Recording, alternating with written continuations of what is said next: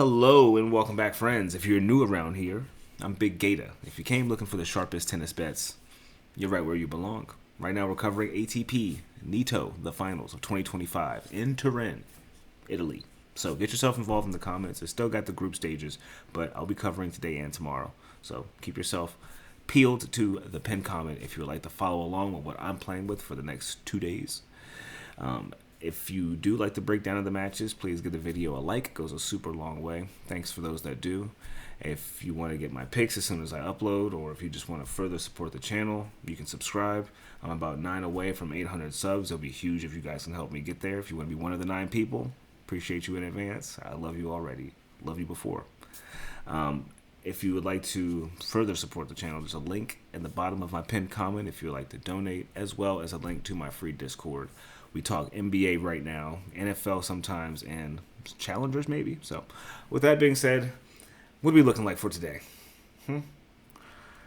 I was a little bit sure, and then I was a little bit iffy, and then I was a little bit sure, then I became iffy when it came to the picks yesterday. I thought Taylor Fritz would get the win. I was right about that. I thought Yannick would go over 12.5 games. I was right about that. I also thought Felix would cover. I was not right about that. And that was one of the 2 plays I played on my Discord. So if you did take that, you felt the pain. You felt the pain. Felix was hurt. We thought we were going to get a void. But with that leg injury, knee injury situation, it's going to be a little hard to trust him now in this final. But we carry on. We only got 4 matches to talk about.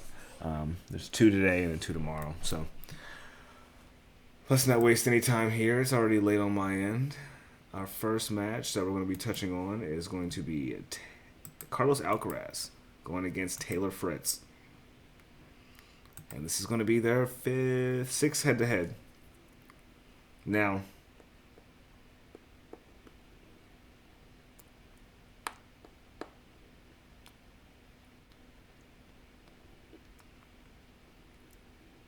it's 4-1 Alcaraz. Taylor Fritz has the 1 win on him in the Laver Cup earlier this year. I think that was a pity win. I think because he was playing Taylor Fritz in California for an exhibition tournament for some money. He don't care about no money. He wanted to play tennis. I think he's like, yeah, you can have this win here. I don't really care. Team sport, right? In the Laver Cup, so he might have just been using some strategy that he was coached with, and then it just didn't work, and he didn't care, honestly. But they play each other in Tokyo in the final. Didn't get a set. Taylor Fritz. It was a straight set win for Alcaraz. And just looking at what we have in the final here, in their form recently, both of them got straight set wins, but Fritz kind of had a little bit more of a convincing one, but I told you that he was probably going to get that win just based off of fatigue alone, and it looked like he had a little bit more in the tank with Musetti. Musetti was acting like he wasn't tired, but we know that dude been playing too much tennis recently, and he's tired. We know he's tired. So, minus 480 for Alcaraz on the money line here. Fritz to win a set is plus 104. I wouldn't take that. It's minus 136, which means that's the price of him. Of the price of Alcaraz winning in straights. Minus 145. So it's actually less to take him winning in straights, but more to take Fritz to not win a set.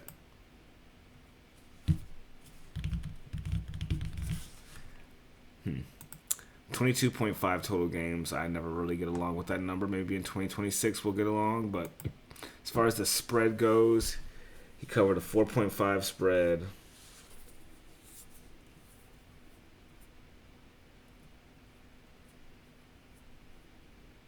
This entire year when playing him.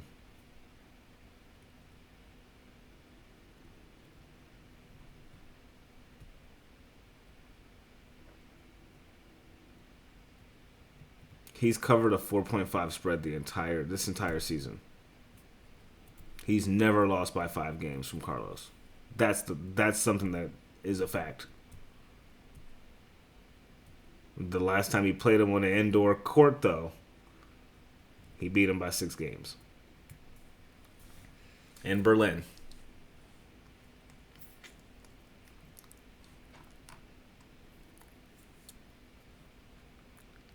And beating Minaur 6-2 definitely kind of screams to me that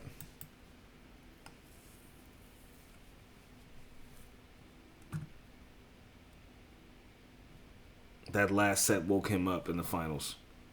So, if anything, Carlos minus 2.5 on the game spread.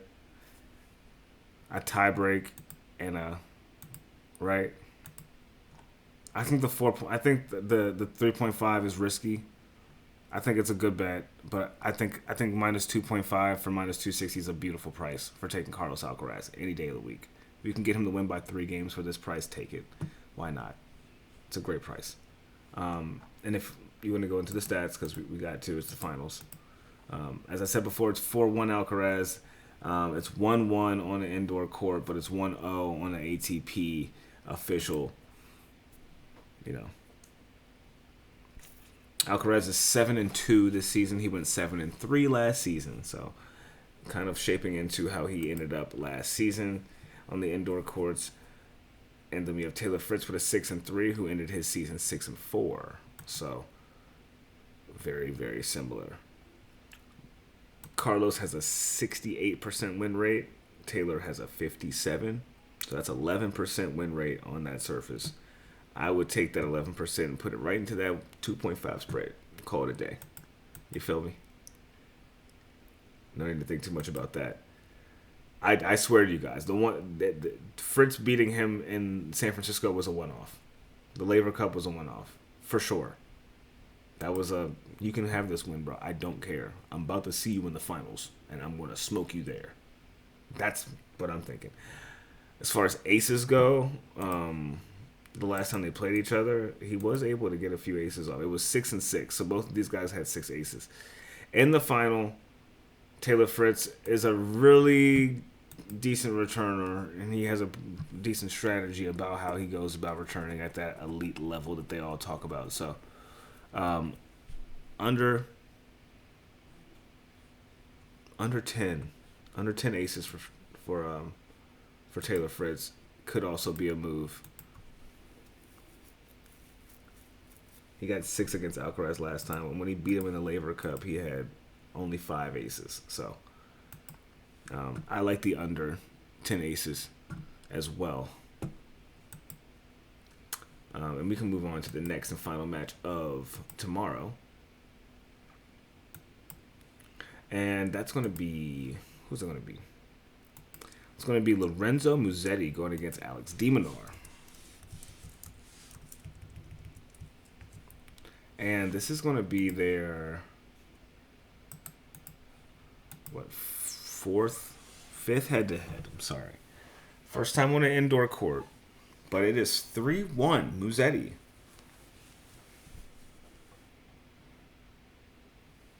Musetti is really nice, huh? He is, like, actually nice.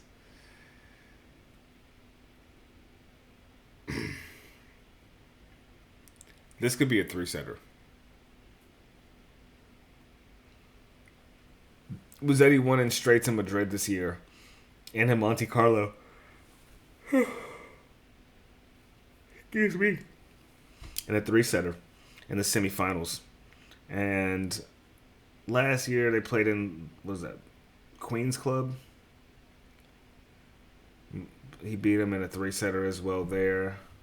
When they did play on a hard court, though, de Minaur did win in a 4-setter. That was 3 years ago, though. But when it came to hard courts, we know that de Minaur is definitely the more elite. He had a pretty tough match going against Taylor. Who was that? Alcaraz, the first match? Yeah. He kept it close in the first set. People don't usually keep it that close with Alcaraz, so. 7-5 for Musetti on the indoor courts. 12-4 for de Minaur. 48% win rate for Musetti. 62 for Alex. So, he is definitely the favorite here. But when it comes to...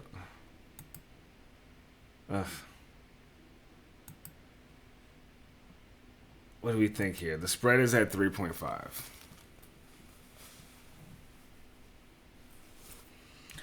I think that if you put it at 4.5, I think that Musetti covers it. But I'm not putting money on Musetti in no final, even though this is his home set, and it's at a good price too. Minus 170 for Musetti plus 4.5. I think it's a good price. I think it's a good price. I don't like him though, so I also like having peace of mind when I bet. I don't always just bet on the thing that like makes the sense to do it. Sometimes if you things don't always make sense if you know the full context of everything. Not everybody always makes sense all the time to take them. And if you know me, when things matter, Musetti is not there for me. So when it comes to it mattering the most right now, as it being the finals, not just a final, no, I don't believe in this guy. I don't believe in that guy, bro. He's good and he's proving me wrong, but I don't believe in that guy. So I would think that between these two, it could be a long one. Outside of their Madrid match, all of these matches have gone over 19.5 total games. It's minus 210. I'd rather play that than anything else, to be quite frank with you. Musetti is one of those wild card players. He's hot and cold, but like as he gets into, was he in the final last year? What did he do? He didn't do Turin last year because he was hurt, right? So he's yet to be like actively doing well in a final. This is his first year in it healthily, so he's trying to perform. He's going to try and keep it close. I would expect that both of these guys hold 4 games in both sets, both of the first sets that take place. I'm hoping that it goes 4-4, 4-4. But if you really want to see how I feel about it, I would go for Alex de Minaur over 12.5 games. That's how I'm really feeling, though. So it'll be between one of those two. We'll see. What else? I think that's all. I mean, yeah. I've seen Alex de Minaur win a title in front of my eyes, so he hasn't proven me wrong just yet. Musetti.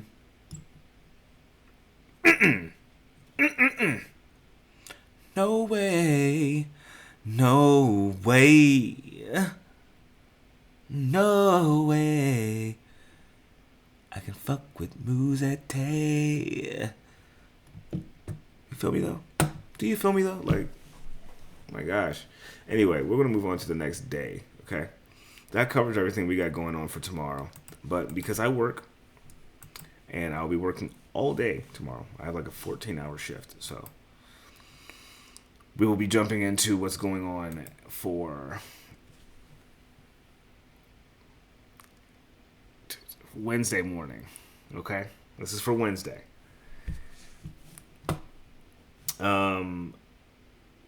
Okay, first match is going to be Ben Shelton going against Felix Auger-Aliassime. Battle of the Black Men. What are we going to do? And they've only played each other once before. This is going to be good, guys. This is going to be good. It was Felix winning in a straight set win in the French Open. 6-4, 6-2, 6-1. Just progressively beating his ass more and more. Now, that was just a year and a half ago when Ben was, ranked like 24? He's now facing him in the finals. So, the level definitely was there. He had a hard time.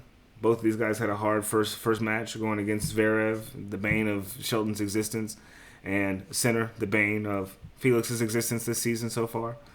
What do you want me to say, man? We got to look at the Felix stats against lefties. We can go back and look just at who he's been playing this year, who's been left-handed.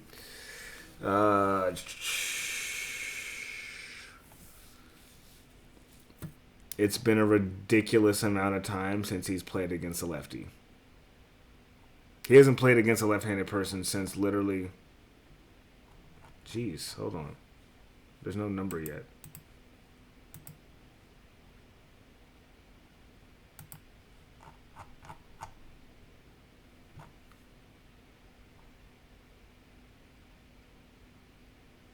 God damn. He may be in for a wicked surprise, Mr. Felix Auger-Aliassime. He may just be in for a really rude awakening here.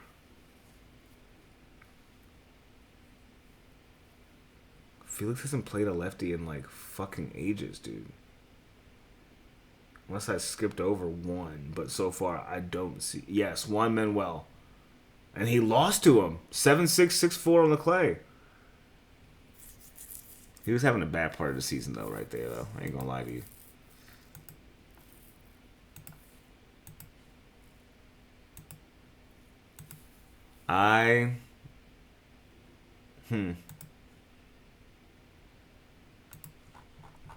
That's making me think a little bit too hard.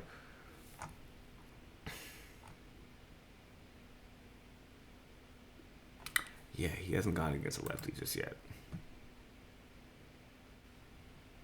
And one of my sources is not loading. It's acting up, so we'll have to pivot around that for the time being. Ben. Big Benji. Big Benzo. 4-4 this season. Felix, 15-4 this season. So,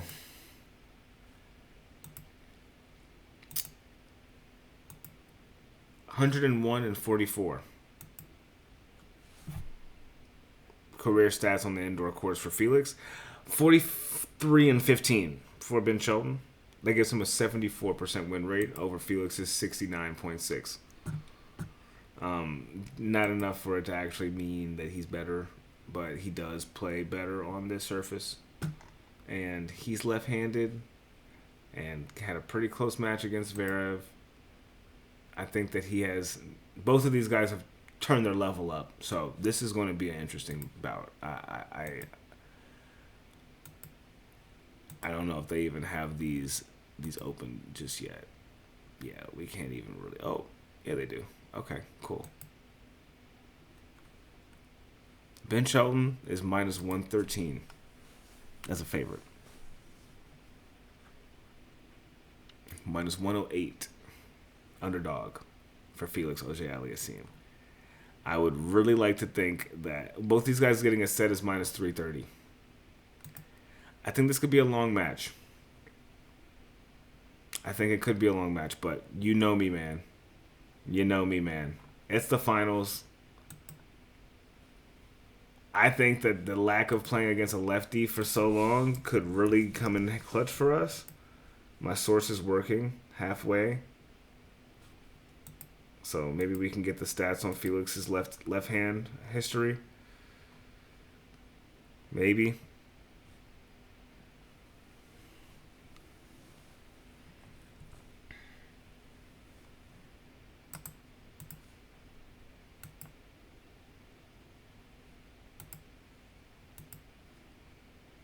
For crying out loud.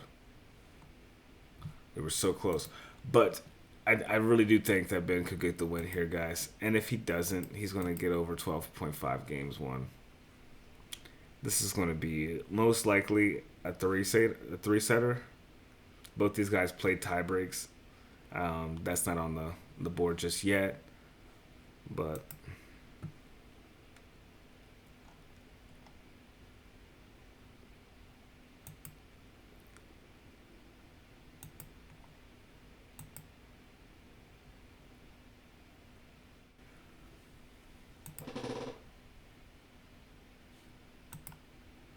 that is so ridiculous.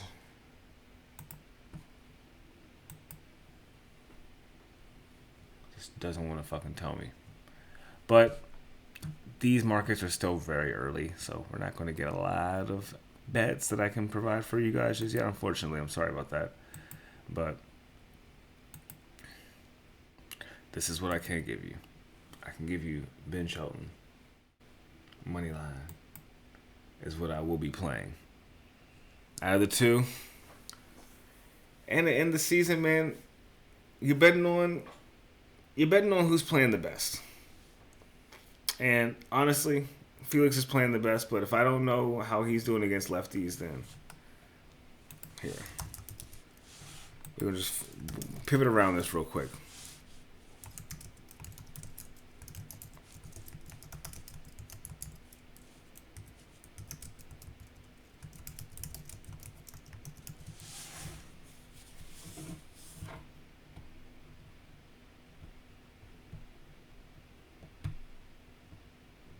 He has a winning record against lefties. It's not as high as it is against right-handed people, but he's won more than he's lost. 34 and 23 apparently. But he hasn't. He's 1-1 this season.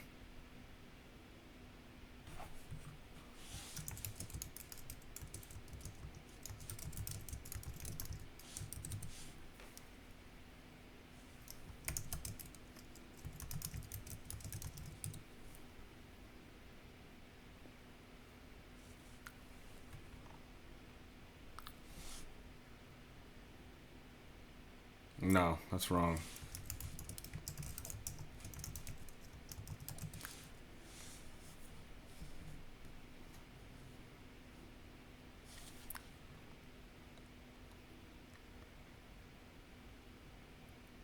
Thiago Sabo's wild.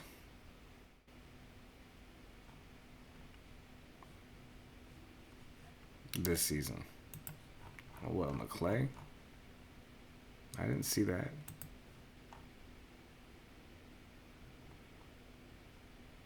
They're just making shit up. He hasn't beaten a lefty this season, so my money's going to go on Ben just because of that, honestly. And Ben will take advantage of that with his big serve. Maybe the Ben Aces is in play as well. Ben Aces could be in play. Aces in general could be in play. Maybe look into that. But we'll carry on. I'm not going to keep fighting for these stats here. This website's acting up, so. Our last and final match we're going to get into is going to be Mr. Yannick Sinner, Mr. Turin himself, going against Alexander Zverev. Oh, Sasha. Coming again to get beaten. You got bageled and then got 6-1 in Paris. After you took a set off the man. He bageled and breadsticked you after you took a set off of him. Now he's back at home. I don't think he'll have any more sympathy. I think he'll be giving you just as much as he gave you back in Paris, bro. So it's 5-4 center now. When we talked about this earlier this season, it was 4-3 center. 4-3 Zverev.